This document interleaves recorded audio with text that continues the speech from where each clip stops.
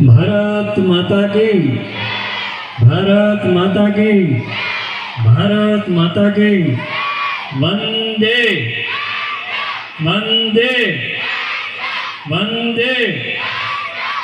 तो खूब आनंद कहेवाय। आज अपना करगुण गामनी गुरुकृपा प्राथमिक शाळाना प्रांगण में अपनो राष्ट्रीय तहेवार ने पावन प्रसंगे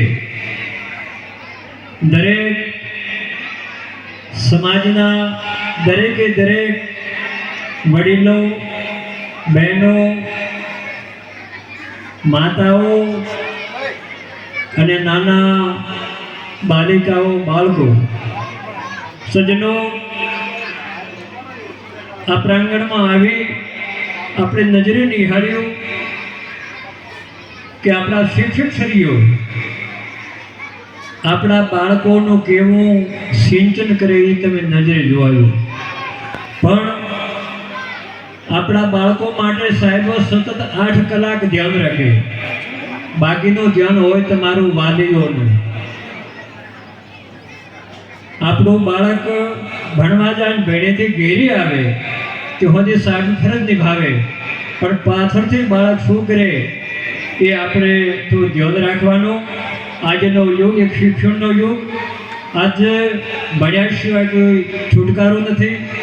અને આજના વિવિધ કાર્યક્રમોથી એક આપણા શાસ્ત્રોમાં પણ એક વર્ણન આવે કે જનની જનેતુ 3 જણ દાતાર ભક્ત કે શૂર નહીતર રેજે વાંચણી મત ગમાવીશ નૂર। એટલે તે આપણા ભારત વર્ષ માટે દાતારોની પણ જરૂર છે, શૂરવીરોની જરૂર છે અને ભક્તોની પણ જરૂર છે, ઋષિ મુનિઓની પણ જરૂર છે। તો આજના આ એક આપણા પાવન પ્રસંગની અંદર આપણા નાના નાના બાળકોએ લગભગ વિવિધ સાંસ્કૃતિક કાર્યક્રમ કર્યા। આ કેવળ આપણે નિહાળવા નથી, પણ આનામાંથી આપણે કંઈક શીખવાનું।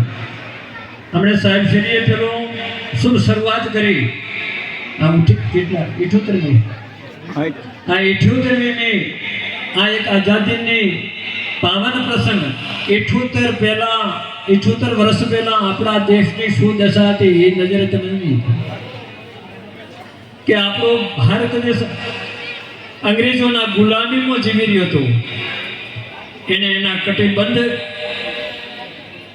प्रमुख मूल होय तो हमें आ फोटो जो अपना राष्ट्रपिता महात्मा गांधीजी गांधीजी नो तुम्हें फोटो निहाळो सिर्फ एमने एक खाली पंचियो ज पहेरेलो, पण ए गांधी बापू पण एक सत्यनो आधार हतो।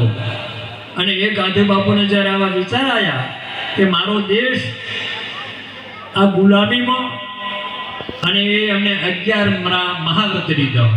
केटला 11 महाव्रत अने ये 11 महाव्रतना आधारे आज अपना देश ने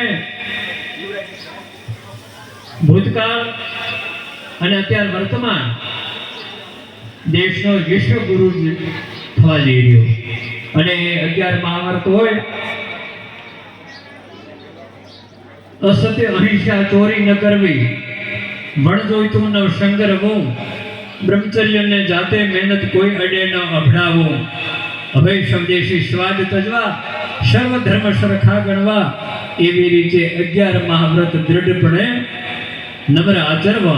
એટલે મારા ભાઈ બહેનોને કહું કે કુરબાની આલ્યા સમર્પિત સિયા સીધા ક્યાં કોઈ આપણાને કોઈ આપણાને કાર્ય સિદ્ધ થતું નથી। ચાહે મારું आश्रम होय, આવી શાળા સંકુલ હોય, ચાહે આપણે સમાજની સેવા હોય, પશુ પક્ષી કીટપતિ ગૌ માતાની સેવા હોય કે રાષ્ટ્રને જે સમર્પિત થાશો ને તો જ કોઈ કાર્ય।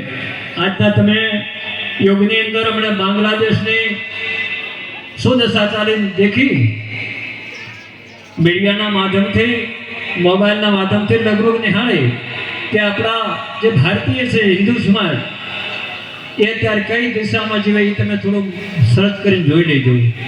સજ્જનો એ આપણા એક વર્ણ વ્યવસ્થા એક વ્યવસ્થા કહેવાય।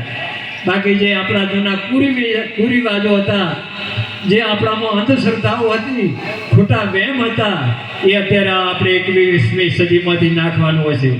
આપણે જૂની પરંપરાઓ ઘણી, એ પરંપરાઓ એક અજ્ઞાનતાની હતી. અને અમને બાબા સાહેબ આંબેડકરની બાળકોએ જે પ્રસંગો જોયો, મને બધા કરતો હતો આનંદ મળ્યો હતો એ પ્રસંગની અંદર. વગાડ તાળીઓ તો વગાડો. બાબા સાહેબ ભીમ સાહેબ કે એમણે કેવું આ એક કામ કર્યું, પણ છતાં હજી આપણે જૂના કુસંસ્કાર હો આ કોઈ ખબર નહીં, બાકી હજી આપણામાં થોડી અજ્ઞાનતા હમાયેલી. કે આવા પવિત્ર કાર્યક્રમની અંદર આપણામાંથી અંધશ્રદ્ધા નીકળવી જોઈએ, શ્રદ્ધા હોવી જરૂરી છે, પણ ખોટા વહેમ નીકળવા જોઈએ. અંધશ્રદ્ધા, અસ્પૃશ્યતા, ઊંચ નીચના ભેદભાવ, દરેક સમાજના ભાઈ, કે આપણે બધા ભાઈ થઈએ.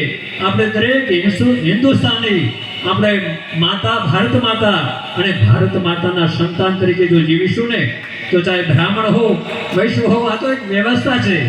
બાકી કોઈ નાના નથી, કોઈ મોટા નથી. જે સમર્પિત થયા એ મહાન કહેવાય. તો જ્યારે તમે રામાયણ સાંભળ્યું છે કે જગતજનની માં ભગવતીનો અપહરણ થયો, રાવણે લંકામાં એમનું સ્થાન કર્યું અને પાછળ સેતુબંધ અને યોજના ઘડાઈ, અને એ ભગવાનના આજ્ઞા અનુસાર, હનુમાનજી નલનીલના આજ્ઞા અનુસાર મોટા મોટા પહાડ પથ્થર, મોટા મોટા જે કાયમાં લગ્યા, અને એમાં તમે જોયું કે નાની હરકી ખિસકોલી પણ રેતીમાં આલોટી અને એમાં કારણ કે હું પણ તો કીધું કે તું આ વચ્ચે કચરાઈ જાય, કે હું કચરાઈ જાઉં છું તો મારા રાષ્ટ્ર માટે, મારા ભારત વર્ષ માટે કોઈ મને વાંધો નથી. તમે